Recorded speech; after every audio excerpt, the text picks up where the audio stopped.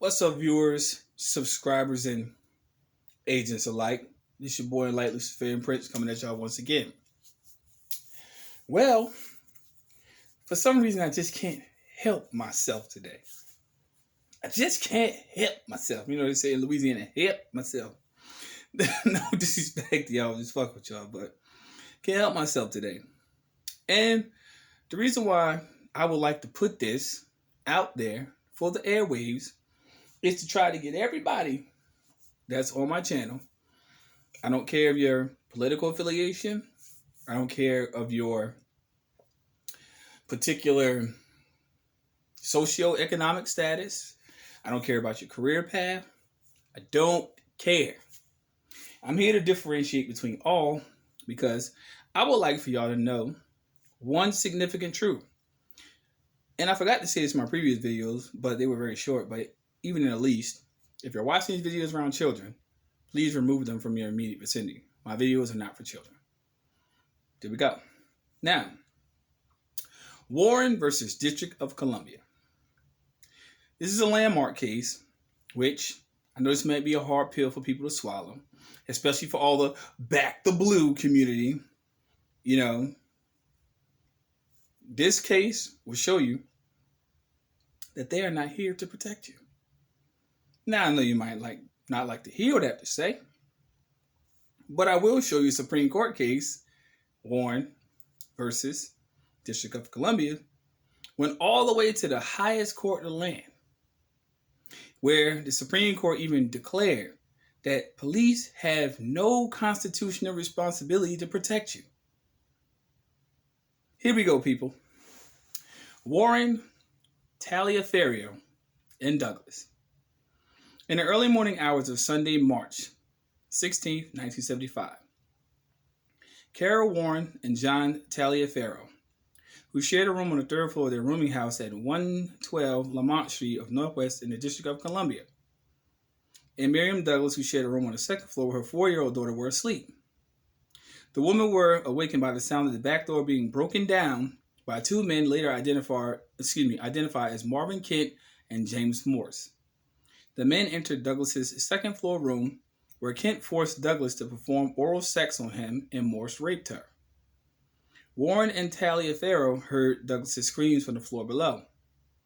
Warren called 911 and told the dispatcher that the house was being burglarized and requested immediate assistance. The department employee told her to remain quiet and assured her that the police assistance would be dispatched promptly. Warren's call was received at Metropolitan Police Department headquarters at 6:23 a.m. and was recorded as a burglary in progress at 6:26. A call was dispatched to officers on the street code as a Code 2 assignment, although calls of a crime in progress should be given priority as designated as Code 1. 4 police cruisers responded to the broadcast, 3 to the Lamont Street address and 1 to the address to investigate a possible suspect. Meanwhile, Warren and Taliaferro crawled from their window onto an adjoining roof and waited for the police to arrive.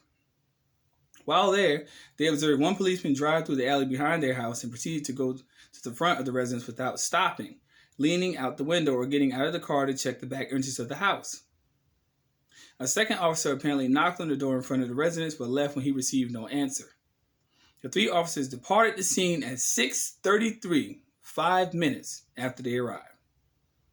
Warren and Taliaferro crawled back inside their room. They again heard Douglas's continuing screams. Again called the police, told the officer that the intruders had entered the home, and requested immediate assistance once again. A police officer assured them that help was on the way. The second call was received at 6:42 a.m. and recorded immediately as to investigate the trouble. It was never dispatched to any police officers. Believing the police might be in the house, Warren and Taliaferro called down to Douglas, thereby alerting Kent to their presence. At knife point, Kent and Morse then forced all 3 women to accompany them to Kent's apartment. For the next 14 hours. May I say it again? For shock value. For the next 14 hours, the captive women were raped, robbed, beaten, forced to commit sexual acts upon one another, and made to submit to the sexual demands of Kent and Morse. Warren Farrell and Douglas support the following claims of the negligence against the District of Columbia and the Metropolitan Police Department. 1. The dispatchers failed to forward the 623 call with the proper degree of urgency. And 2. The responding officer's failure to follow standard police investigative procedures, specifically their failure to check the rear entrance and position themselves properly near the doors and windows to ascertain whether there was any activity inside. And 3. The dispatcher's failure to dispatch the 6:42 a.m. call. I'm not going to go into any further decision. Matter of fact, let's go a little bit. Let's go a little bit better. A little bit better. I ain't going to shide y'all. I'm going to help y'all out. Nickel. On April 30th, 1978, at approximately 11:30 p.m., appellant Nickel stopped his car for a red light at the intersection of Missouri Avenue and 16th Street Northwest. Unknown occupants in the vehicle directly behind appellant struck his car in the rear several times and then proceeded to beat appellant about the face and head, breaking his jaw. A Metropolitan Police Department officer arrived at the scene in response to the officer's direction. Appellant's companion ceased any further efforts to obtain identification information of the assailants. When the officer then failed to get the information, leaving Nickel unable to institute legal action against his assailants, Nickel brought a negligence action against the officer, the Metropolitan Police Department, and the District of Columbia. Two cases now. Look at the decision. Watch this fuckery. In a 4-3 decision, the District of Columbia Court of Appeals affirmed the trial court's dismissal of the complaints against the District of Columbia Police and individual members of the Metropolitan Police Department based on the public duty doctrine, ruling that the duty to provide public services is owed to the public at large, and absent a specific or special relationship between the police and the individual, no specific legal duty exists. The court thus adopted the trial court's determination that no special relationship existed between police and appellants, and therefore no specific legal duty existed between police and the appellants.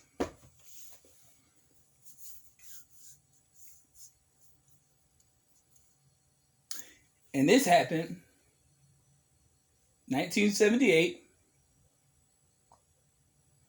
and 1975. Do you know that the Supreme Court still upholds this same decision to this day? That the police owe no duty to protect the citizenry, or populace, I should say, as whole?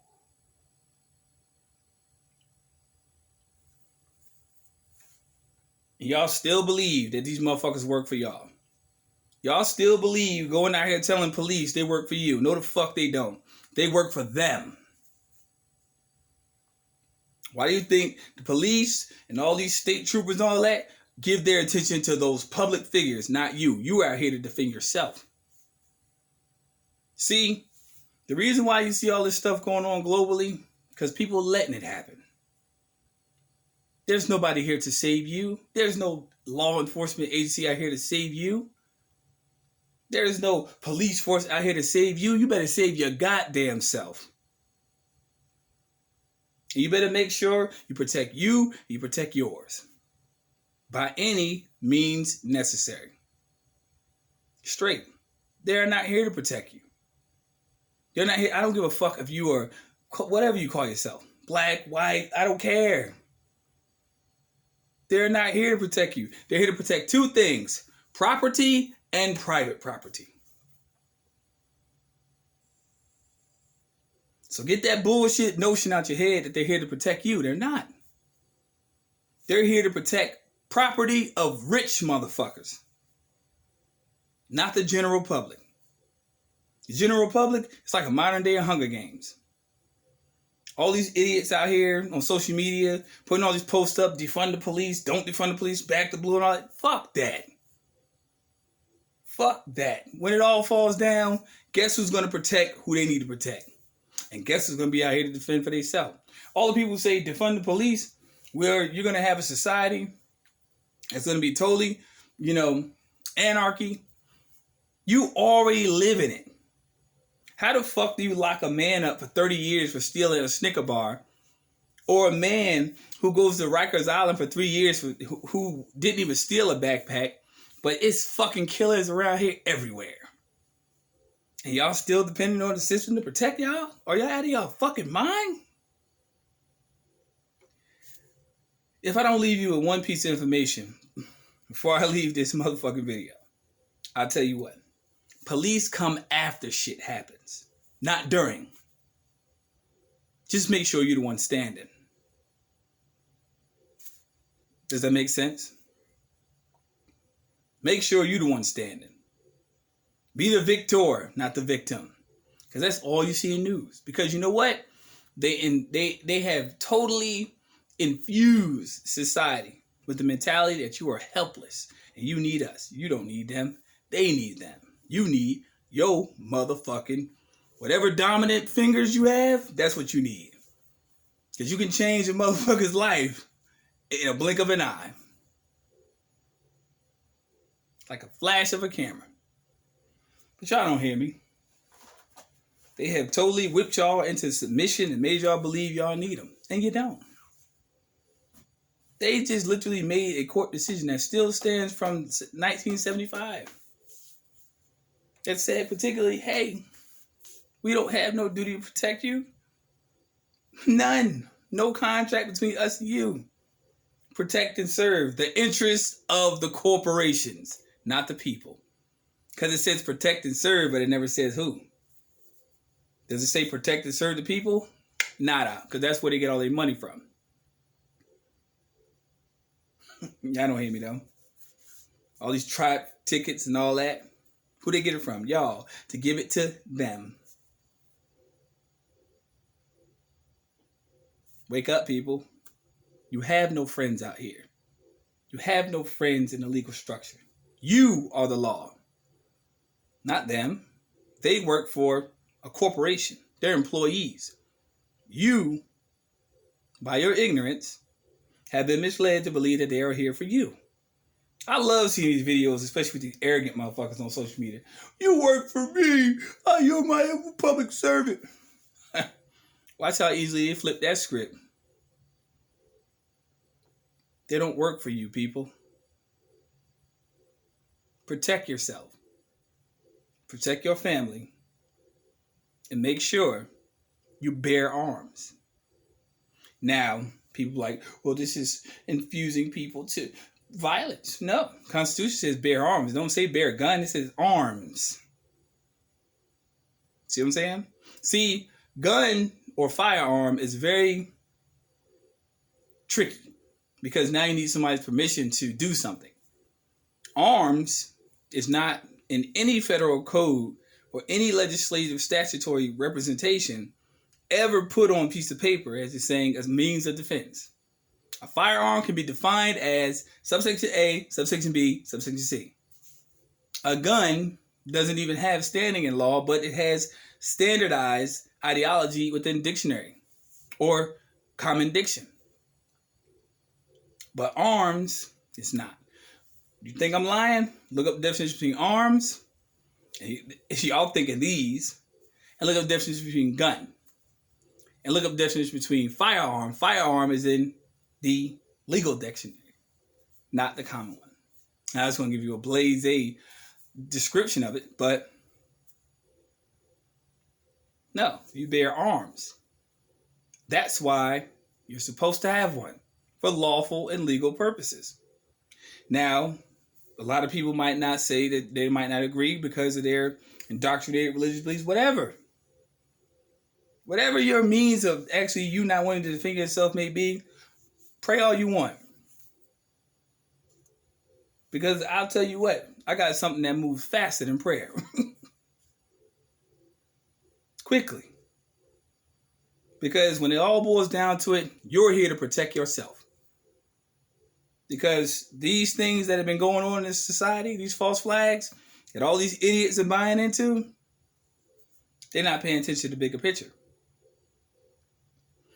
The common consensus is self-defense. Why do you think they call it self-defense? It didn't say state defense, it said self.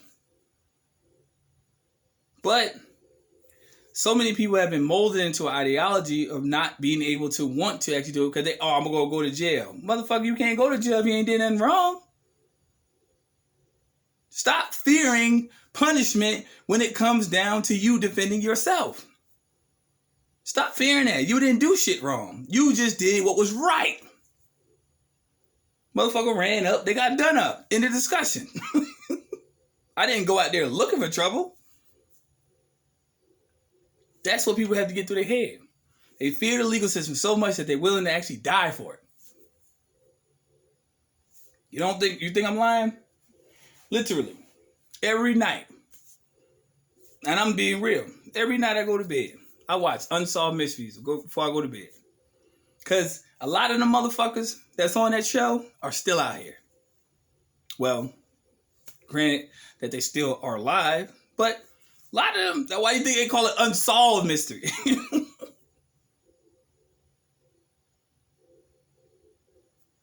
Y'all don't hear me though. Just don't become a mystery. That's all I'm saying. Protect yourself. Protect you and yours. Bear arms. It's your natural born given right to bear arms. Not no piece of dusty ass paper you could put next to a candle and that motherfucker. If you burn the Constitution, what's gonna happen? Ain't no guidelines. Now we back down to square one. Protect yourselves, man. By any means. You and your family. Especially those who have new families. I stand by what I say. I don't care about these people. You know? Because I know for a fact that I've done enough research and enough information or evidentiary study to know that this is the way it is. But it's probably going to take a little bit more to actually drive this home before people actually get it.